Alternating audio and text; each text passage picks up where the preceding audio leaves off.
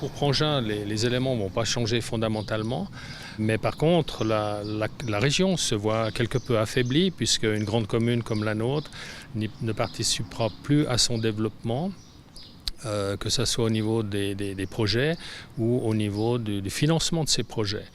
La population elle-même pourra toujours profiter, entre guillemets, des infrastructures et des projets à caractère régional, mais encore une fois, elle n'y participera plus concrètement en termes d'élaboration de ces projets, de conduite de projets et de financement de ceux-ci. Il ne faut pas voir ce recul comme étant un recul de la solidarité au niveau régional, comme on nous l'a dit plusieurs fois, mais plutôt un signal fort que donne Prangin et sa population à une structure qui doit se réformer et qui, d'après nous, est toujours utile à la région. Il faut travailler avec, mais il faut qu'elle soit inclusive et que dans l'idéal, elle inclue l'ensemble des communes pour qu'on puisse travailler ensemble. Comment vous envisagez ce travail jusqu'en 2020 ?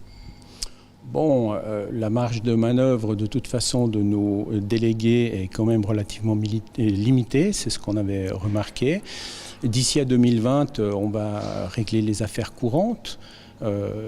Des investissements auront lieu ou une organisation de travail au niveau régional pour résoudre les problèmes régionaux va continuer à se faire. On en a discuté en interne dans le comité référendaire. On n'a pas vraiment d'idée précise sur la manière dont ça va se passer.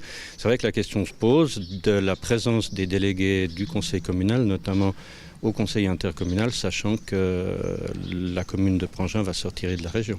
Donc j'imagine qu'on va porter la question devant le conseil communal pour demander à ce dernier de décider s'il souhaite ou pas que des conseillers intercommunaux continuent de siéger au conseil intercommunal ou si on laisse la chaise vide et que les intérêts de Prangin jusqu'à l'échéance de la sortie ne soient pas représentés.